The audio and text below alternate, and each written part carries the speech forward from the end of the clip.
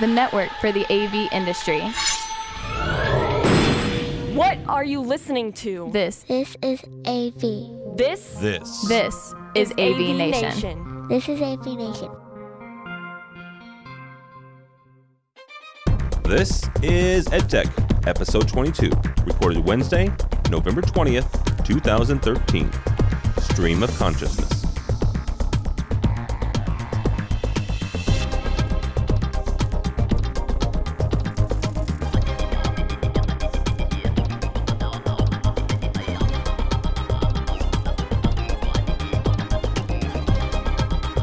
This is EDtech, the education-focused show put on to you by the fine folks at AVNation. My name is Tim Albright. I'm your host.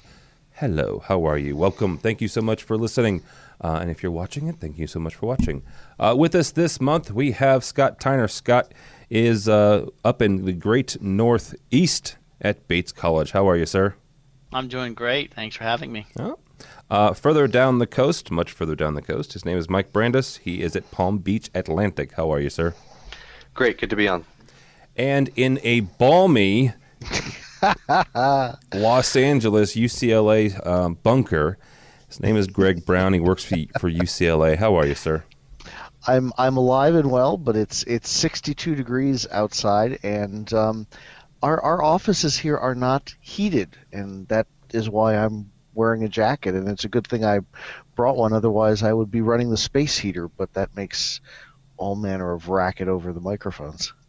Just out of curiosity, why, besides the fact that you're in Southern California, why don't you guys have heat? Is that the reason? Actually, the HVAC guys tell us that we have heat. So it's kind of one of those Brave New World-ish, you have heat, but we really don't have heat, but you have heat. Okay, I understand. So you're supposed to have it, but you don't really have it. Right. All right. And yes, I haven't figured out my lower third yet. Yeah. You know what? I wasn't going to mention it. I really wasn't. I wasn't going to poke fun at the guy shivering in the corner. So, this month we're going to talk about some of our worst case scenarios, our worst nightmares as far as classrooms.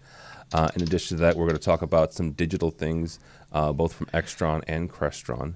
And also talk a little bit, oh, good Lord. Did I say Extron? I didn't mean to. First, we're going to kick it off with an article written by one of our very own, Scott Tyner, on the Rave Pubs blog. Scott, you talk about digital and how the whole video thing is coming together. First and foremost, what exactly, you were talking about how video over the network is working currently and how it should be going to something else. Real quickly, where do you see video over the network going on campuses? Well, I think that from my perspective, I think we've talked a lot about video over Cat 6 or HD-based T, but what I'm starting to see and think about is video over the IP network, video and audio over the IP network. And so a little bit what I wrote about there, and we've started doing it here at Bates, is, everything is over the network. So all of the wires we run, how much Cat 6 or Cat 5 do we run now? We run it almost all. Everything we do is that. So a lot of what we do, if we can, is we always go back to our network closet. And so for right now, we're just patching back. We're not actually going through a switch. We're patching back into our own rooms. But when the day comes that we are going to a switch, we're ready to go. We don't have to run any wires. We can just flip it over. I think there's a lot of hesitation still in that. It makes me really nervous to think that, if there's a network hiccup, which happens, that not a classroom on our campus would work. Although we're not that far away from that now with some of our digital media stuff. Our Crestron equipment talks to each other over the network. And so if there's a problem with the network, they're not communicating with each other.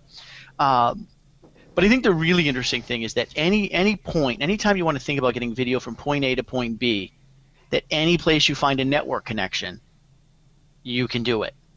And so it's not just the Crestron piece. It's also, I don't know if you've mentioned it yet or not, but the Extron piece that we're going to talk about as well. Well, and real quickly, why does it make you nervous? Because I agree with you. The fact that having any place you have a network drop, having video and audio there, and being able to send it from one place on campus to another, Bates is a lot like Lewis and Clark, the college I work for. We have several different buildings, and let's not even talk about UCLA, who's good Lord, who knows how many buildings they have.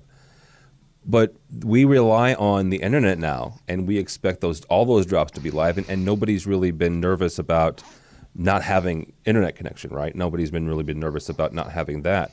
So I see this as the next progression. What part of that makes you nervous, or is the fact that you're relying on something that's not necessarily point A to point B? Is that what makes you nervous? Well, it's a great question, Tim, and I think part of it is history, right? I want everything that if somebody's going to look at me and point a finger, then I actually want to be responsible for that. Okay.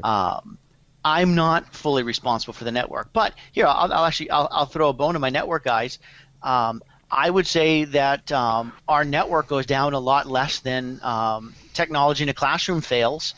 So it's not like things are going to start getting horribly bad because they're over the network. I think for me it's just that it's not in my wheelhouse. It's not something I'm directly responsible for, and that makes me nervous. And yet, it's kind of like too bad. It's the way it's going, so get used to it. Well, yeah, and I will give you that, and I'll agree with you on that. Where you're not responsible. Your hands aren't the one touching this. You're not the one responsible for the backbone. So yeah, I'll give you that nervousness. Greg, when it comes to not just UCLA but just colleges in general, do you see this as the way we're going, or are we still going to be hooking up VCRs to projectors with a coax cable? VCRs? You mean like this one right here? Oh Lord. Hey, props. I know. Eventually, yes. I mean, I think it's a few years down the road, but it will be the great RJ45, and everything will go in and come out RJ45, and spring will come to Narnia, and everything will work perfectly. Now, we'll all probably be retired by that point, even Scott. Actually, now I can probably say even like Mike. But it's a long way down the road. We're nowhere near that here. I mean, with I've railed about our 33 IT departments or whatever it is. Scott makes some good points about responsibility, and part of the problem we have is that nobody's ever responsible for something when it fails. You also mentioned the hiccups of data going down. We got one classroom that just went offline probably about 2 or 3 weeks ago now, and they've even pulled new data cables, and nobody can figure out why we don't have data. And it's just a little merry-go-round of who's got the paperwork now and who's trying to check what. And so yes, we're going that way. Personally, we're nowhere near it. You've got a classroom that's been down for 3 weeks. Seriously? As far as the data, yeah. Wow.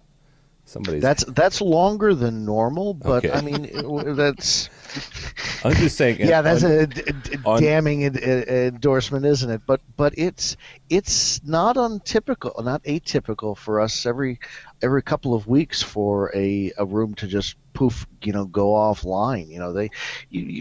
I'm sure you also have the tons of Cat 5 and Cat 6 pulled up above the ceiling, in no particular organizational way, and you get Bubba up there crawling around, and he steps on one of the cables between him and then some angle iron, and poof, there goes your data in some classroom hundreds of feet away. Then it takes forever to figure out what happened.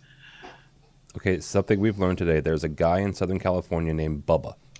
I never would have guessed that. It just seems whenever the HVAC guys. Oh, here now I'm digging on the HVAC guys. Yeah. I guess I'm never getting heat now, but it just seems like whenever the HVAC guys are up there in the ceiling of any of the hallway, it's some great big guy who's up there like just thrashing around with wrenches and hammers, and my data lines are up there with you, dude.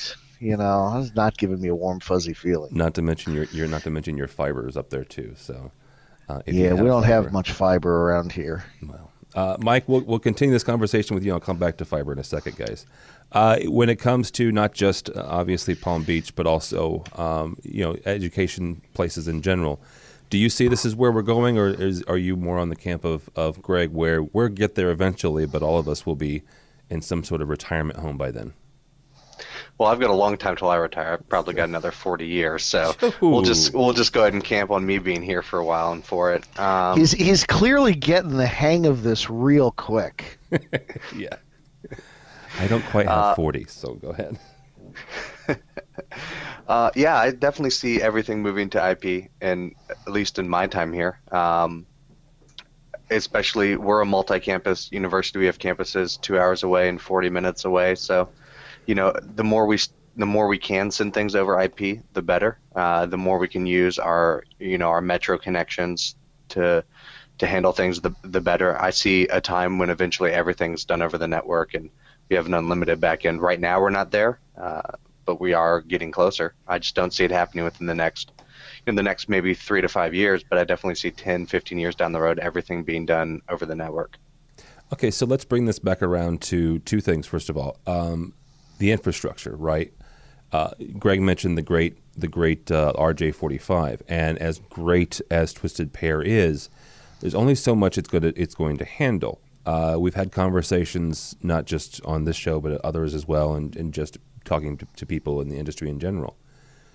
As much as some people poo-poo the whole idea of 4K, and you know what, it's just it's another 3D, which I don't personally believe. It's another resolution, and eventually 8K.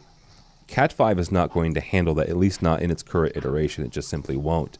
So you've got to move to fiber. And the problem that we've all had, that I've personally had with fiber, is the fact that it's so stinking expensive. And maybe by the time we get to 4K or 8K, the price will come down. Greg, we'll start with you on this one. Do you think that Cat 5 is going to be able to handle this? Or are we going to be forced then at that point, if this is the way we're going, if video over IP is the way we're going to have to go, then are we going to have to pull out, use our RJ45s, use our Cat 5 and Cat 6 as pull cables to pull brand new fiber through?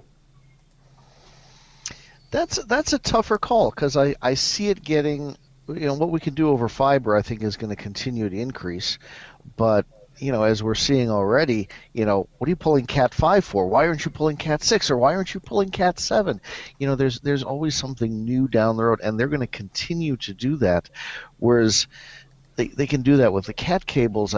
My impression at least is that that's a little bit more limited with fiber. Once you've got fiber, you're covered for, until even micro tires, and so. I don't know. I have a tougher time calling that. I think we're going to be doing more impressive things with Cat 5. There's going to be a push to be doing more of the Cat 6 and Cat 7 and shielded stuff, and also to pull fiber. I see a little bit of a mix. I don't see that one as being real clear. Okay. Mike, where do you see the infrastructure for this going? Are we going to be able to keep Cat 5 and Cat 6 and Cat 7 category cable, let's call it, or are we going to be forced into fiber maybe quicker than we may want to? I don't know. There'll be some iteration of Cat that'll always be available, whether by the time we move there it's Cat 8 or whatnot. I don't even pretend to know. But ultimately, yeah, we'll be pulling fiber everywhere, and everything moves fastest on fiber. It's just the optical, cable will handle a lot more than category cable, twisted pair, you name it. I think eventually, one of those, not now, but eventually, we'll be pulling fiber everywhere. All right, Mr. China, you've got the last word on this one. Are we doing excellent? Are we in for a category cable for the long haul here, and maybe eventually get fiber, or are we going to be forced into this whole fiber light glass thing quicker than maybe we want to? I think that we're going to be using cat wire for a long time, for the foreseeable future. I think that we're going to see more things go IP based on cat wire than before we start seeing things go to fiber. Fiber is one of those technologies to me that it's been around for a long time. It's great for these high-speed connections between buildings and between closets. But this promise of fiber to the desktop has never panned out, and I think there's a reason for that. It's harder to install. It's more expensive. So I think there'll be a different technology. And I don't know what that is, but I don't think it's fiber as we know it today. Okay. Moving on to some more video over IP stuff. Crestron released their new card, and it's a streaming video card. Now, here's my problem with it. Yes, I get the whole idea of sending it over, like Mike's got multiple campuses, and sending whatever the lecture is to different campuses over IP and streaming that. Get that. Or if you have Blackboard or some other content software, you want to be able to broadcast out some sort of lecture, or maybe it's graduation or what have you, and you want to put it on the website. Get that, no problem. But Crestron, who has made many bones about their DM stuff being HDCP compliant, and you've got to be HDC compliant, and you've got to protect the content. You have to make sure your content protected. This thing has zero content protection, and that's what gets me about this card. I love it. It makes sense for a lot of different reasons, except for this one small tiny thing. You put a Blu-ray of Batman in this thing, you're not getting that out the streaming. And the first person that does it and calls technical support and asks why this thing doesn't work is going to get a rude awakening. Scott, we'll start with you on this. Is this... I shouldn't say what were they thinking, but does this product make sense in the whole scheme of HDCP and keeping everything content protected, or is this something I shouldn't worry about when it comes to content protection, and everybody who's buying this card fully well knows that they're not going to get content protection out of it? First thing to me, Greg, what you're saying is news to me. I actually thought I had read the opposite. That it was HDCP compliant. You can't get HDC compliance on a streaming. There's no way. There's no key on the other end. There's the player that provides the key and sends it to the other end to the display.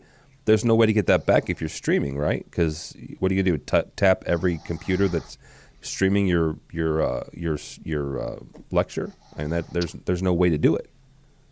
Right. So this device, though, I think I hear what you're saying there. So I think that what they're saying is HDCP compliant is if you're using their box on both ends, right? They've got a transmit and receive box. Okay.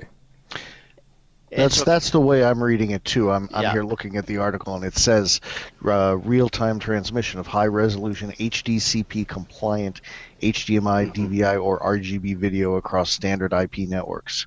So yeah, if you're using their transmit receive box, yes. I'm interested. It'd be interesting to know what that standard is, right? Because like you said, with something over an HDMI cable, you're getting those back and forth communication instantaneously. You're going to get it pretty fast over IP, but you're not going to get it as fast as they need it now. So they've obviously done something in the compliance to say they're compliant. But you're right. If you're multicasting this out, then obviously you're not HDBC compliant at all. Yeah. So it's interesting, and again, like you just said, if you plug a Blu-ray player into it, how does it know whether you're multicasting or sending it to another transmit receiver? When I looked at this device, the thing that I really thought there's two things I thought was really cool about it. Number one is I would be so excited if when Extron bought, this is the company that they bought 3 years ago. I can't remember the name of it right now. That this codec is part of, and at the time they bought it was very little news. Nobody really paid. It was kind of like, what the heck are they doing?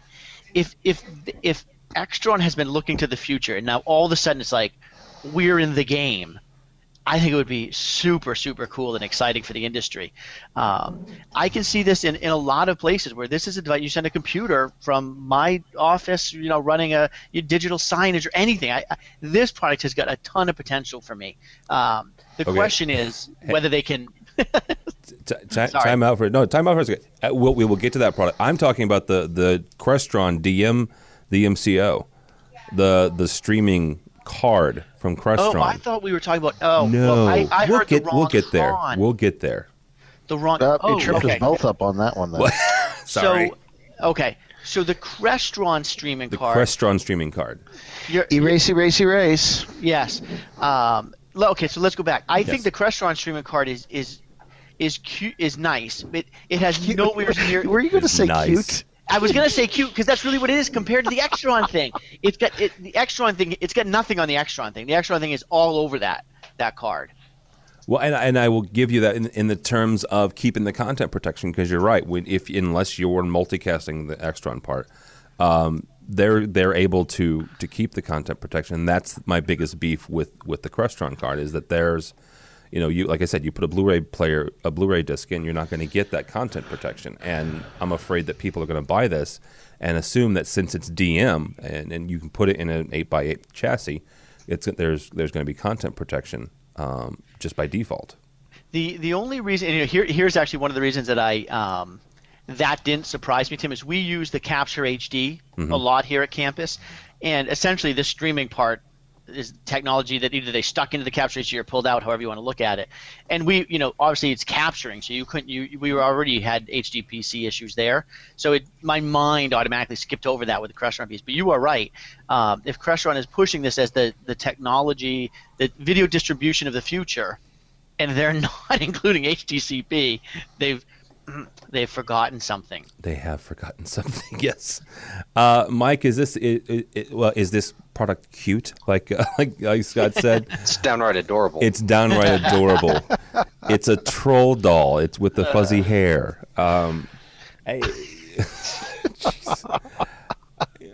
There's a visual. Yeah, sorry, I've got the troll hair going today. What do you think about the streaming card from Crestron?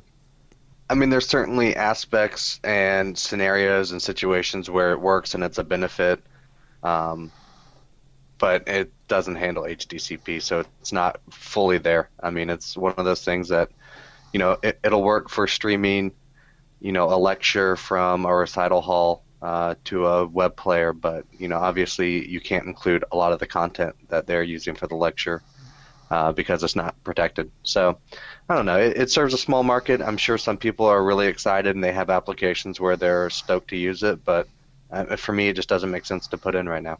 And one of those people that's excited to use it is Greg Brown, aren't you, Greg?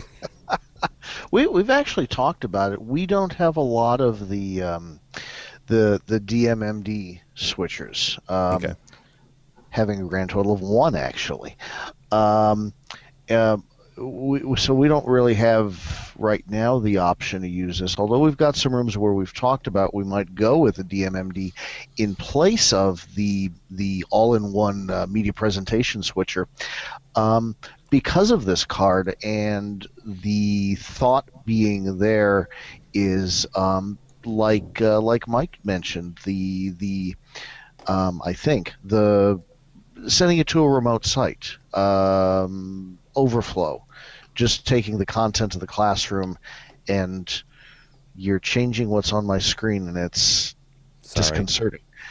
That sort of thing, not streaming protected content, although I can see if you're hooked up to the inputs, the chances are inevitable that the first person using the system is going to throw on the DVD of Batman and bring everything crashing down, because that's just the way our world works now, isn't it? Yeah, and that's the thing is, and for some reason we always use Batman as the Blu-ray. So, all right, let's talk about you are our Batman, Tim. Thank you very much. I appreciate that. One last thing I'll say about Crestron and this device, because I can't say I've used this device. I've used their streaming technology out of the Capture HD. It's okay, and as somebody on Twitter just indicated, we should say it has a nice personality, and that's about it. It's very, very glitchy. Okay, it has a nice personality. I like that. All right, let's move on to the box that you guys wanted to talk about. Oh God, they can watch us live now? Yeah, so you didn't realize that? Yeah, they can watch us live now. Extron now stripping HDMI streaming encoders and decoders. That's a scary thought. This is the box that you guys wanted to talk about, and I will give you that. It's a neat device, and this came out of their out of their purchase. I don't even remember the name of the company now. Do you, Greg, Scott? The name of the company that they actually purchased? I could find it in just a minute. Right. Because I actually wrote another blog about it. But anyhow, so yeah, it came out of that purchase a couple years ago. You're right. It wasn't a whole lot of fanfare about it. The thing that gives it a little bit more credibility over the streaming one from Crestron is the fact that, yes, it maintains content protection. It does so, though, with having an encoder and a decoder. So that you would assume then that the encoder and decoder are actually trading the keys to keep that content protection. So exactly. Now, Scott Tyner, talk about the greatness of this Extron box. So I've already told you. I mean, this thing's got more than a good personality. This thing's a keeper. Here's what I really love about it, right? Because this is what happens all the time. We've talked about it so many times on this show, and we've called ourselves Crestron fanboys. Crestron did exactly what they always do. They come out with this product that's really cool and that you're going to get interested in. But in the end, what the heck is going on? I don't know. You've got a window open on your computer. Yes. Oh, I guess I do. This is very annoying to me. So I'm going to keep going and pretend that didn't happen. Okay.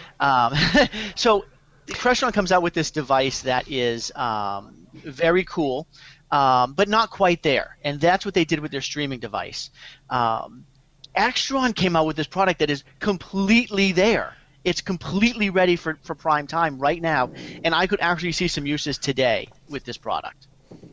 Now, let's be honest here. This may be one of the few times that Extron's done this in the last few years, where they've come out with a product that it works. So on site and not just on the showroom floor. So. Well, they've come out with the product.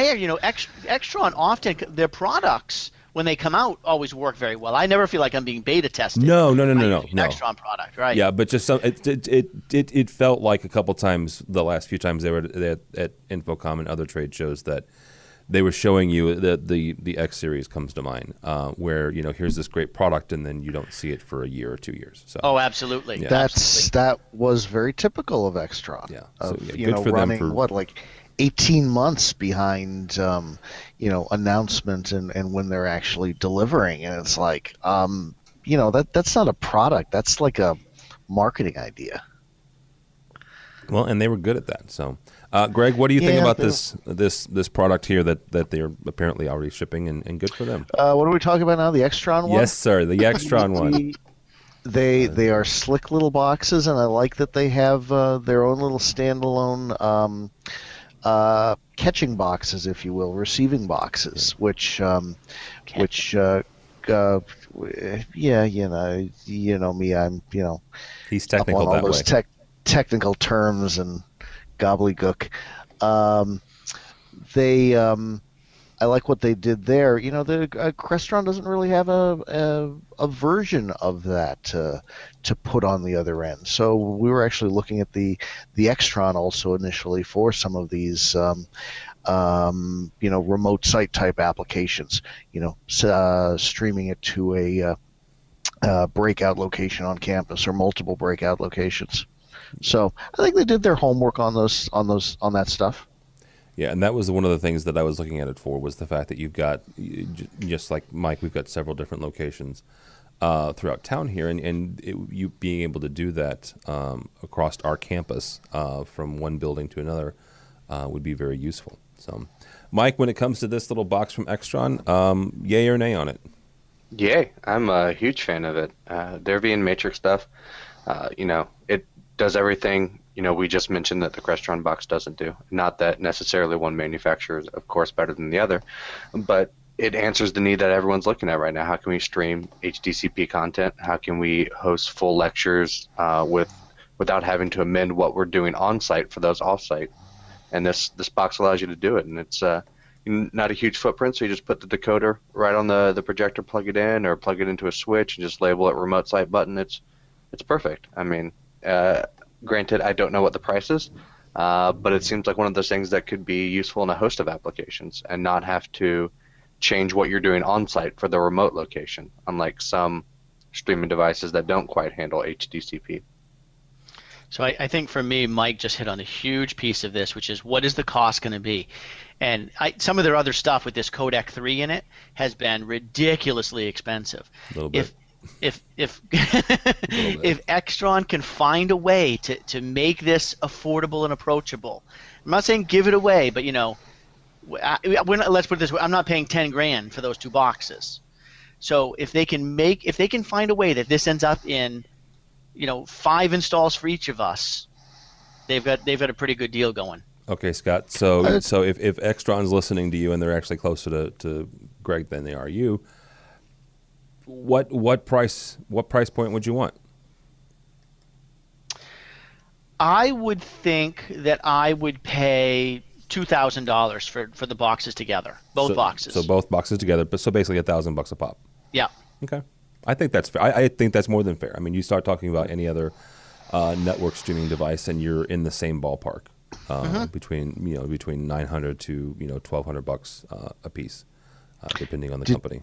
Did anybody look up the price of these, or are we not doing our homework again? It's listed as call for pricing, so which is always dangerous. Yeah, always right, dangerous, which regardless of who it is.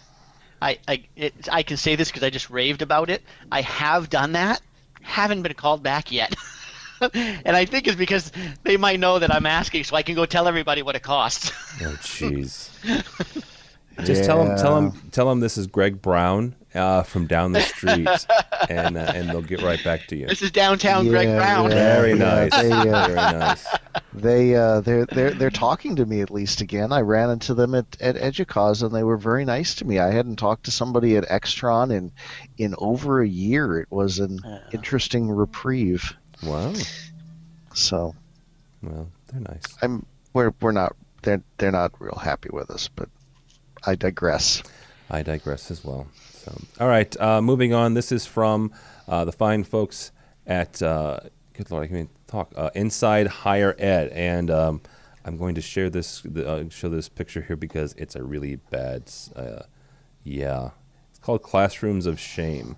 So I'm going to give you guys the opportunity to go around the horn here and give me your worst classroom experience, I guess, or the worst one you've got. Greg, we'll start with you. Oh wow! I'd have to check our list, but this actually struck fairly close to home because we've been going through. I'm trying to think of how to make this short and sweet and to the point. Unlike most of the other things I rabbit trail on. We've had a lot of problems in the classrooms, and we've had a lot of problems getting the people who should be fixing the problems in the classroom actually fixing things. And so we've been ratcheting up the pressure and using a little bit of, shame, and we haven't quite resorted to what are they using here? They're posting these online, I believe. But we've had the leaks, and we've had the mold, and we've HVAC problems. Are you kidding? Case in point, although this isn't a classroom. You name it. We've had we've had just about everything happen, and it wasn't a classroom, fortunately, but one of our departmental storage rooms had a sewer pipe break. Very nice. Yeah, we've had a number of floods. A lot of the older buildings where they've been installing fire sprinklers for the first time. We had what was it? The fire sprinkler went off on like a Friday night on the 8th floor of the engineering building, and it finally set off a basement alarm, I think late Saturday afternoon, and it was like hundreds of gallons an hour in the interim, and we had just you had dozens of rooms where there is no ceiling tile, no more ceiling tiles. There's just tons of gray cottage cheese lying on everything, and it was about half classrooms and the rest were like faculty offices. So God, it was there was hell to pay. Yeah. But number of big floods because we've got a lot of old pipes around here. All right, Mr. Brandis, what would be one or two of your classrooms that you would rather not talk about? Well, first of all, we're really lucky. We don't seem to have a whole lot of problems here, but we had an event space a week or so ago that had a pipe running. It's on the second floor. The cafeteria is on the first floor. A chiller pipe, obviously located between the two, burst and shut down half the cafeteria and the better part of our event space for about a week. So that's about our experience. But for the most part, our facilities team's really responsive, so we don't have a lot of these shaming issues. That being said, when the HVAC is out and it's 110 degrees, it gets to be pretty toasty. But those times are few and far between. All right, Mr. Tyner, I know one of yours, but go ahead and give me. But before we got on the air, I was telling Tim that you may notice that behind me my bookshelf is rather empty. We had a situation several months ago that was vandalism essentially. So I'm not even going to count that as work with the facility services group. And anyway, we're moving back into an office because it got flooded.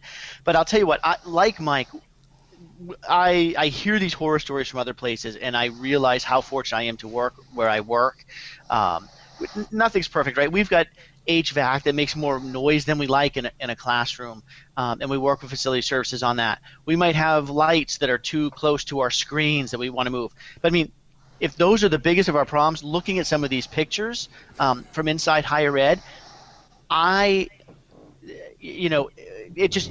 look at that picture with the towels Yes. blocking the rain. I mean, I don't know how that flies anywhere. I don't know how a student continues to pay money to go to a place like that.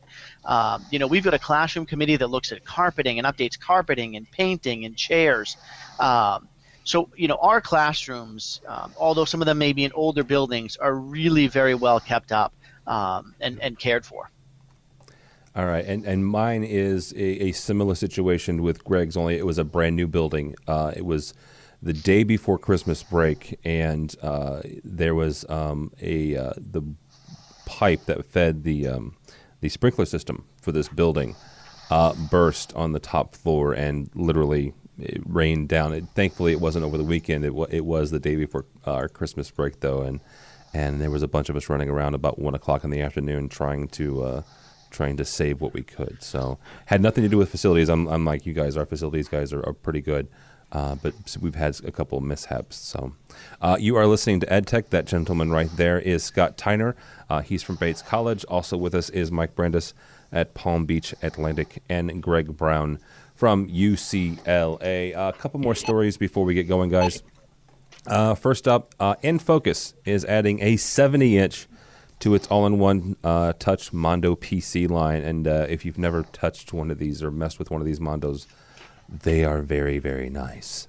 They're huge. I would love one for Christmas. You would? I'm making a Christmas list right now. So, Greg wants a Mondo pad. And as soon as that comes in from InFocus, I'll ship it right to you, Mr. Brown. We talked about a little bit about touch last month, guys. The fact that it's 70 inches and it's, does that mean that it's a little bit more pushing smart, not just smart the company, but smart boards and annotating boards out the window, or is this thing just still not quite there for prime time, regardless of the size? Greg, we'll start with you on this one. Is this ready for prime time? We've actually looked at the Mondo pad or both. It's interesting. I've tried to get some people interested in the Mondo pad. I would love to install one. It's an odd collection of a lot of third-party software, which made people a little ill at ease with it. For some reason. So I don't know. I mean, I like the idea of the 70-inch touch panel. We could all play like Fox News, like we were talking about last month with our desktops. You could play a very big game of Angry Birds on it. So there you go. Scott, is this ready for prime time? Is this ready for a classroom? So I should just tell you I'm not going to give my opinion on it because I've never seen it, touched it, or thought of it. But I'm going to anyway. What the hell? That's the whole idea here. That's how this show works. So first of all, I want to know why a 70-inch. It's called a 70-inch tablet. Yeah. That one, the Mondio Pad is 70-inch touchscreen tablet. I'm just going to shove that in my backpack and head home. Yeah, but they have the 55-inch telephone version of it, so it's fine. Yes, right. very nice. So, but I think we've talked about this before. So I just say for me, the interface that we're using needs to change to drive us to want to touch it or to need to touch it. We are putting one of these up in not a Mondo or pad, but just it's actually a Sharp TV that you can touch and interact with in one of our classrooms, so our faculty can stand in front of it and start their PowerPoint and advance it or whatever. There's no third-party software. It's an interactive monitor for Windows 7. Okay, and so that works. That works for them. The fact that you can walk up to it and advance it and everything. Yes. Yep. Okay. All right, Mike. Is this last one for you? Is this ready for classrooms? No. Let me rephrase that. It's not ready for my classrooms. Okay. Nor is the Sharp Aquas board that Scott referenced. All-in-ones are great, but I've got to have a lot more integrity on the PC side before I put it on my domain. Maybe I'm one of the fewer technology managers out there that really, handles the PC side as well. But the PC is not there for me. The idea is cool, but any sort of touch monitor and software can do that at a much lower price point than a projector. I just don't see the need for a 70-inch touchscreen display. I don't see the need for smart boards even, but hey, that's just me. No, I'm with you. I don't think anybody has seen the need for smart boards yet. So, Mike, the one that we're using is not an all-in-one. It's a touch monitor. Because I'm with you. Like you said, I don't manage the computer piece, but our computer guys are like, no, we're not going to start putting on random computers on our network. Yeah, and we got that too. Yeah, we got that too. Yeah, I don't want to put any technology out there that's suspect that I'm going to have to, whether. Lately, it seems no matter what it is, if it's in a classroom, I'm handling it. So if the lights went out, or if the PC stopped working, or if the whiteboard fell off the wall, I'm the first call, which is fine. But I'm not eager about putting technology in classrooms that We had a screen fall off the wall. Wow. Yeah, big 8-foot roll down screen fell down and hit the instructor. Nice one, Greg. Way to go. Yeah. You say that with such confidence and happiness, like you designed it to do that. And my group had nothing to do with the hanging of said screen, fortunately. He says with a wink. Are you sure he didn't pull it down on himself? Probably, because they beat the hell out of the equipment. Yeah. They probably were. And I would say it probably served them right, but I can't for legal reasons. I understand. All right, guys. Real quickly, one last story here. Almo's E4 tour comes to New Jersey. Not that it's close to any of us, but Almo has been famous for doing their tours, and they do them fairly prevalent around the country. Closest one to me here in the last couple of years was actually in Chicago. Greg, we'll start with you on this one. Do little regional shows like this interest you and make you want to go, or are you pretty much focused on you can go once a year and that's pretty much Infocom or something else? Love the regional shows. Actually, writing a blog about it for Infocom All Voices. There's a gratuitous plug. The Almo show, they really discourage end users. They quiz you about who your Almo rep is. So I'm kind of like, screw them. If you don't want end users, we don't need your show. But there are plenty of other ones. All your big integrators, AVI SPL puts on a good local show. A lot of your big manufacturers, Panasonic does something locally. A lot of your independent reps do local shows. We get a lot of that stuff around here. So, it's no great loss, really. Well, and I'm not talking about Almo specifically, because you're right. They don't cater necessarily to end users, but local shows in general, are they something beneficial to you, or huge benefit? Yeah, huge benefit. I mean, and it's not really. Yeah, I think the mistake a lot of people make, you sit there and you look at the list of the vendors that are going to be there, and you look at the list of the speakers, and you're like, well, that doesn't sound that interesting. But, you go there, you talk to people, you get into conversations, you network a bit, what you're looking at isn't necessarily what you're shopping for, but that precipitates some sort of other conversation which rabbit trails into something useful, like we do at the show all the time. And so I find them hugely valuable, and try to go to them any chance I get. Mike, do you find local regional shows beneficial in furthering your education or information about products? Yeah, I think anytime you have a chance to, I think we would all say that Infocom's, the show in the summer, is hugely beneficial. And I don't think that you can say just because the size and the scope of the show reduces for a regional show that it's not beneficial. For me, it's a chance to see new products that maybe I didn't get as much time with at Infocom because there were 8,000 other people in the booth. Yeah. It's a chance for me to talk to reps again that I might not have had a chance to because there were 8,000 people in the booths. So for me, the way I like to approach things is Infocom's a great time for me to kind of just get familiar with products, and then regional shows, I really like to get down and dirty, put it through its paces, kind of see what I can do with it and see if it's right for me. And I can do that much easier when there's 3 or 4 people in the booth with me than when there's 8,000 of my closest friends. Yeah, that's a valid point. I didn't think about that. Scott, are the regional shows good for you? Do you like going to them? Yeah, they're awesome in the thriving metropolis of Lewiston, Maine. I wasn't going to mention that. We have dozens and dozens of shows at the local Ramada Inn every. Okay, hang on for a second. Remind people where exactly in Maine. First of all, the fact you're in Maine, right? So you're in the right. You're not quite the northernmost state. See it from his. You can't. If you were to start in Boston and put your snow tires on, nice, and drive about 2.5 hours northeast, you would hit Lewiston, Maine. It's about 45 minutes north of Portland, Maine, which is the closest big city, which has maybe 75,000 people in it. So if we want to see a show, we got to go to Boston, and even then, Boston is a favorite town in the world, but it's Boston. It's not New York City, so you really got to go to New York City if you want to see some of these bigger regional shows. Yeah. So, but with that said, I do think that they're fantastic. How close to Canada are you? Jeez. Depends what part of Canada. How close to Canada are you? Good night. But they're really fantastic. For the big reason that Mike said, I go to Infocom. I haven't been for a couple years now, but you go to Infocom and you get a lot out of it on the separate training. But man, I sit on that show floor sometimes and I'm like, I don't know what my point here is. Getting to talk to somebody is near impossible.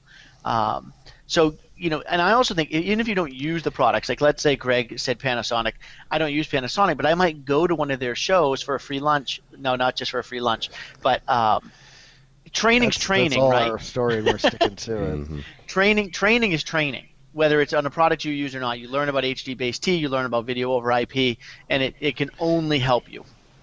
Okay. But the guys, I got to toss in there. If you're spending a lot of time at Infocom, at the Panasonic booth, at the Crestron booth, at folks like that, you are going about the show all wrong. I mean, that we don't. Even in beautiful Lewiston, Maine, don't you have like people from Crestron and Panasonic stopping by and trying to sell you projectors at least semi-regularly? No, never. I don't have that in South Florida. Okay, maybe it's a regional sort of thing. It might be a size thing. Yeah, true. Yeah. I don't get that as a 4,000 in-user university, whereas you're certainly much larger than we are. So these regional shows represent a chance for me to kind of get that more personalized service that I don't get from reps stopping in. Mike, it's funny you say that because I think it's a size thing as well. And I'll tell you, and I've said this before, I have, other than the call you might get from a telemarketer, I've actually never had a serious cold call. Somebody calls, say, I represent Panasonic in the Northeast, and I want to come and meet with you. Never, not once. And you'd think, check LinkedIn. I got my 11-year anniversary at Bates this month. In 11 years it have happened, and it hasn't. And I can't even get over that. I think that even with the size that we're at, you think somebody would stop by. They'd want to take a vacation in Maine or something and use that as an excuse. I don't get it. Okay, so okay, I am not UCLA, right? I work for a small community college. I mean, you guys are all four-year universities. I'm a small little community college.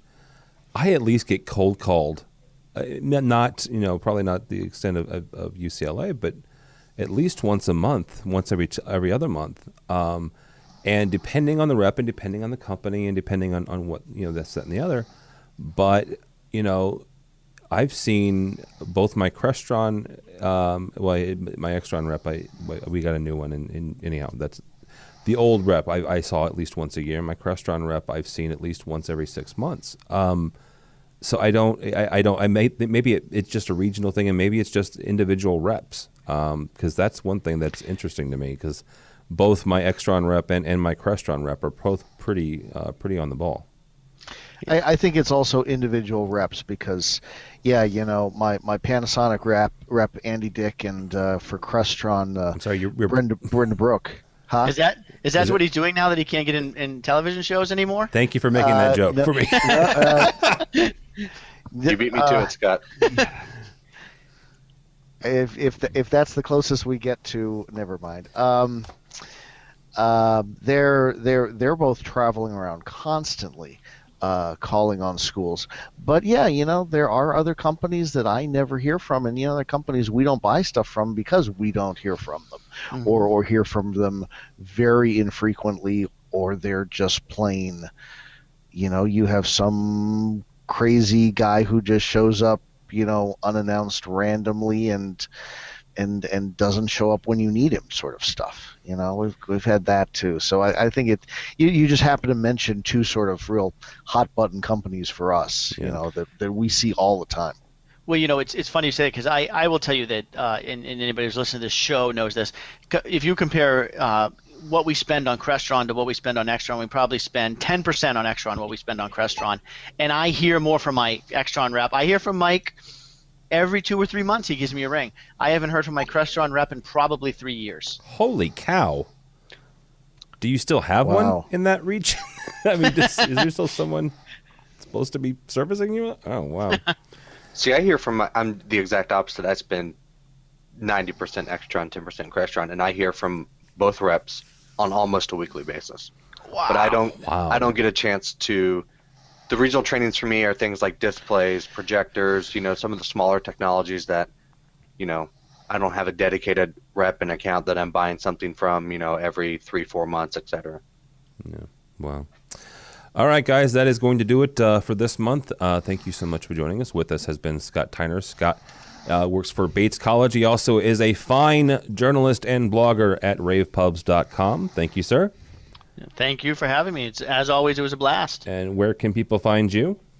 As you said, I do a column and I do some blogging for Rave Pubs. I'm on Twitter at STyner, and I'm trying to get more and more on LinkedIn, but Twitter is probably the place I spend most of my time.